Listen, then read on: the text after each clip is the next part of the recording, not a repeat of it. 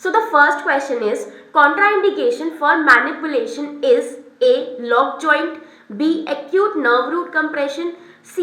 Pen free stiff joint and D none of the above. अब हम manipulation क्यों देते हैं? ताकि हम जॉइंट की रेंज इंप्रूव कर सके और उसका जो पेन है वो भी कम कर सके। मेन ये दो इंडिकेशन होती हैं मैनिपुलेशन देने के लिए। अब यहाँ पे जो कॉन्ट्रा इंडिकेशन है वो क्या हो जाएगी? Acute nerve root compression. So अगर कहीं पे किसी जॉइंट पे एक्यूट नर्व रूट कंप्रेशन है तो उस जगह हम मैनिपुलेशन नहीं देते हैं। So the correct answer is option number B. Coming to the next question आपका MMT वाले टॉपिक से है। So a therapist completes a manual muscle test that is MMT where resistance is applied towards plantar flexion and eversion. This description best describes a manual muscle test of the. अब देखो यहाँ पे उन्होंने पूरा testing procedure दे दिया है और हमसे ही पूछा है बताओ कौन सी मसल की MMT करी जा रही है। अब यहाँ पे हमें क्या ध्यान देना है कि जो थेरेपिस्ट है वो रेजिस्टेंस किसको दे रहा है? प्लांटर फ्लेक्शन और इवर्जन मूवमेंट। अब ये जो मूवमेंट है ये हमारी कौन सी मसल कराती है? सो ये मूवमेंट कराती है पेरोनियस ब्रेविस मसल यानी कि ऑप्शन नंबर डी। सो यहाँ पे जो ये पूरा टेस्ट डिस्क्राइब किया है कौन सी मसल के डिस्क्राइब किया है? That is peroneus Brevis muscle, क्योंकि उसी का फंक्शन होता है प्लांटर फ्लेक्शन करना और इवर्जन कराना, दोनों चीजें साथ में। Now coming to the next question which is again from MMT. Proper technique is essential to obtain accurate results when performing a manual muscle test. ठीक है कि हमें सारी टेक्निक अच्छे से देखनी चाहिए जब हम MMT कर रहे हैं। Which of the following MMT instruction is not accurate? अब पढ़ते क्या इंस्ट्रक्शन दे रखे हैं इन्होंने यहाँ पे। A. Have the patient perform the movement actively, कि patient actively movement करे। B. Stabilize proximal to the joint. Okay. The option number 3, check the passive range of motion of the joint being moved. Okay. And last option is apply pressure at the proximal end of the moving part. सो यहाँ पे जो correct answer हो जाएगा वो हो जाएगा option number C की check the passive range of motion of the joint being move. क्योंकि MMT में जो सब कुछ होता है ना वो एक्टिवली होता है पेशेंट का, पैसिवली हम कुछ भी नहीं कराते हैं पेशेंट को। क्योंकि MMT जो है वो एक इवैल्यूएशन टेक्निक है, हमारा असेसमेंट है MMT, है ना। सो वहाँ पे पैसिव रेंज ऑफ मोशन हम चेक नहीं करते हैं, पेशेंट जितना भी कर पा रहा है उसे एक्टिवली ही करना होता है। सो ये इंस्ट्रक्शन हमें नहीं देनी है, ना ही चेक करना है MMT करते टाइम इसको। और अगर आप लोग MMT के बारे में डिटेल में समझना चाहते हो ना तो यहाँ पे आई बटन पे आ रहा होगा और नीचे डिस्क्रिप्शन में भी वीडियो का लिंक होगा, तो आप जाके देख लेना। आपके सारे कंसेप्ट जो है ना MMT के वो एक ही बार में उस वीडियो से क्लियर हो जाएंगे। नेक्स्ट क्वेश्चन है वो आपका स्पोर्ट्स फिजियोथेरेपी में से है। सो ये क्वेश्चन क्या कहता है? The acronym HARM used for the management of acute sports injury stands for A. Help athlete regain mobility, B. Help to ambulate with rapid motion, C. Do not use heat alcohol running and massage, and D. hot pack aerobic resisted exercises and mobilization। तो यहाँ पे तो यार बहुत direct to the point question है, तो इसका सही आंसर क्या हो जाएगा? Option number C. Now the next question जो कि आपको देखते ही समझ आ रहा होगा, बैम्बू स्पाइन। तो आंख बंद करके जहां पे भी बैम्बू स्पाइन तुम्हें शब्द मिल जाए ना तो हमेशा एंकाइलोजिंग स्पॉन्डाइलोसिस AS इस पे अपना आंसर लगा के आ जाना, बिना कुछ सोचे समझे, बिना कोई ऑप्शन नहीं, क्योंकि तो इस चीज को हमेशा याद रखना, ऑप्शन पढ़ने की भी जरूरत नहीं है, ठीक है। नाउ नेक्स्ट क्वेश्चन जो है आपका गोनियोमेट्री से आता है। तो ये क्वेश्चन क्या कहता है? forearm supination is measured with the moving arm of the goniometer placed on the dash side of the wrist। यानी कि जब आप forearm का जो supination मूवमेंट है यानी कि ये वाला मूवमेंट मेजर कर रहे होते हो तो गोनियोमीटर का जो मूविंग आर्म है वो आप रिस्ट के कौन से वाले साइड पे रखते हो। सो इसका करेक्ट आंसर हो जाएगा option number D, that is volar, यानी कि इस वाले आगे वाले हिस्से पे आप जो गोनियोमीटर का मूविंग आर्म है, मूवेबल आर्म है, उसको वोलर साइड पे यानी कि anterior side of the wrist पे प्लेस करते हो। A physical therapist obtains a goniometric measurement with a patient in supine. मतलब मैं एक फिजियोथेरेपिस्ट हूँ और मैं पेशेंट की गोनियोमेट्री कर रही हूँ उसको सुपाइन पोजीशन में लेटा के, ठीक है। The stationary arm of the goniometer is position at the mid axillary line of the trunk. जो गोनियोमीटर की स्टेशनरी आर्म है, हमें पता है गोनियोमीटर की स्टेशनरी आर्म होती है और एक मूवेबल आर्म होती है, तो जो स्टेशनरी आर्म है ना वो mid axillary line of the trunk के साथ अलाइन कर दी गई है। Okay, the movable arm is positioned along the lateral mid line of the humerus, यानी कि ये ह्यूमरस है तो इसके लेटरली प्लेस किया गया है using the lateral epicondyle as a reference, और लेटरल एपिकॉन्डाइल को एज अ रेफरेंस यूज किया है। This positioning of goniometer can be use to measure. अब देखो यहाँ पे अब इन्होंने पूरी पोजीशन डिस्क्राइब कर दी है, हमें ये बताना है कि कौन सी मूवमेंट के लिए ये जो पोजीशन है ये कारगर है या मेजर करती है। Option A shoulder flexion, B medial and lateral rotation, C shoulder extension and D elbow extension. तो यहाँ पे जो सही आंसर है वो क्या हो जाएगा, option number A, that is shoulder flexion. Next question is, a therapist designs an exercise program for a woman that is pregnant. So यहाँ पे गायनी का क्वेश्चन आ गया। The physician referral identifies diastasis recti as a secondary diagnosis. So ये diastasis recti होता क्या है, इसकी definition पूछिए, सीधा सीधा आंसर क्वेश्चन है ये। A, an incision made at the opening of the vagina to increase the diameter. So ये हमें पता है ये diastasis recti नहीं होता है, इसके लिए हम एक और टर्म यूज करते हैं, दूसरी टर्म। So वो टर्म क्या है मुझे कमेंट्स में जरूर बताना। B, when the embryo develops in the fallopian tube. So ये भी diastasis recti की डेफिनेशन नहीं होती। C, separation of the rectus abdominis muscle and D, when the placenta pulls away from the uterine wall.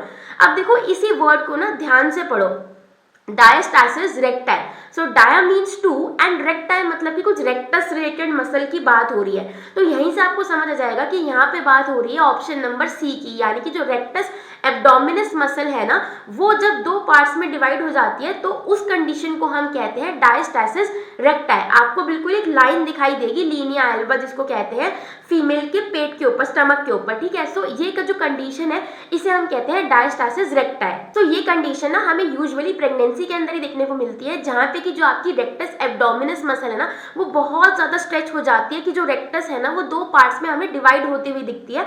So this is called diastasis recti. Next question is, as the temperature of the conductor increases, the resistance to flow of electron doubles, decreases, remains the same or increases. अब यहाँ पे देखो क्या answer होगा, ये एक हमने law है जो हमने इनिशियल चैप्टर्स जो है ना आपके इलेक्ट्रो के, मैं बार बार जोर देती हूँ कि जो तुम्हारे इनिशियल चैप्टर्स है ना इलेक्ट्रो के, उनको अच्छे से पढ़ो, क्योंकि उनसे ना इसी तरीके के बहुत सारे कंसेप्चुअल क्वेश्चंस आते हैं। तो यहाँ पे ये एक लॉ की बात कर रहे हैं। सो इसका आंसर हो जाएगा, करेक्ट आंसर क्या हो जाएगा, option number B, that is जैसे ही टेम्परेचर बढ़ता है तो जो रेजिस्टेंस है इलेक्ट्रॉन फ्लो के लिए वो कम होता है। Next question is, Wallerian degeneration is completed by how many days. So the correct answer is option number B, that is 14 days. अब ये देखो, ये ना एक बहुत ट्रिकी क्वेश्चन है, बहुत बच्चे यहाँ पे कंफ्यूज हो जाते हैं। When a healthy innervated muscle is stimulated with an electrical current we stimulate the. अब इसने ये पूछा है सिंपल कि जब हम किसी मसल को, जो हेल्दी मसल है, उसको इलेक्ट्रिकल करंट के थ्रू हम स्टिमुलेट कर रहे हैं, तो हम कौन से पार्ट को स्टिमुलेट करते हैं। अब क्वेश्चन में देखो क्या वर्ड यूज किया है, मसल, है ना। और यहाँ पे ऑप्शन में भी आपको मसल दिख रहा है, एक्सन दिख रहा है, न्यूरोमस्कुलर जंक्शन दिख रहा है, या फिर all of the above option दिख रहा है। बहुत सारे बच्चे कंफ्यूज हो जाते हैं, तो बच्चे या तो ऑल ऑफ द अबव करके आ जाते हैं, या फिर वो option number B, that is the sarcolemma of muscle, इसको ठीक करके आ जाते हैं। बट जब भी हम कोई भी मसल को स्टिमुलेट करते हैं, हेल्दी मसल को स्टिमुलेट करते हैं, तो हम किस चीज को स्टिमुलेट कर रहे होते हैं, न्यूरोलेमा ऑफ द एक्सन को, जिसकी वजह से एक्शन पोटेंशियल डेवलप होता है। और एक्शन पोटेंशियल की वजह से बहुत सारे सीरीज ऑफ इवेंट्स होते हैं, जिसकी वजह से जो मसल है, मोटर इम्प्लेट पोटेंशियल जाता है मसल पे, और वहां से वो जो मसल है वो स्टिमुलेट होती है। सो एक्चुअल में we are stimulating the neurolemma of the axon. Next question आपका डायडायनामिक करंट से आता है, तो हमें ये बताना है which statement is false about it. A, it is a sine wave at a frequency of 100 hertz, ये तो बिल्कुल ठीक है। B, it is either full wave और हाफ वेव रेक्टिफाइड, ये भी ठीक है। It is biphasic pulse current, नहीं ये चीज सही नहीं है, this is wrong. And D, it is a unidirectional current flow with long pulse duration, ये चीज भी ठीक है यहाँ पे। तो यहाँ पे करेक्ट आंसर क्या हो जाएगा, ऑप्शन नंबर सी, कि डायडायनेमिक करंट में बायफेजिक पल्स करंट नहीं होते। अब ये क्वेश्चन भी ना आपकी जो इलेक्ट्रोथेरेपी के बेसिक कंसेप्ट है वहीं से आया है। Thermal conductivity of which of the following is least, muscle, skin, ligament and fat. तो आंख बंद करके इसका आंसर आपको पता ही होगा, अगर आपने थोड़ा बहुत भी पढ़ा है इलेक्ट्रोथेरेपी को अच्छे से, तो वो हो जाएगा option number D, that is fat. ये तो भाई टू द पॉइंट क्वेश्चन है बिल्कुल, ये तो मुझे नहीं लगता कि मुझे भी बताने की जरूरत है कि जो टेंस है वो क्या होता है, लो फ्रीक्वेंसी करंट होता है। टेंस के आगे ऑटोमेटिकली ये लाइन हमारे दिमाग में आ जाती है, तो कुछ और देखने की जरूरत नहीं, option number A is the correct answer. Now, which of the following situations would be contraindicated when using tense? कौन सी कंडीशन में टेंस नहीं दोगे, इन कंडीशंस के ऊपर आपको देखना है।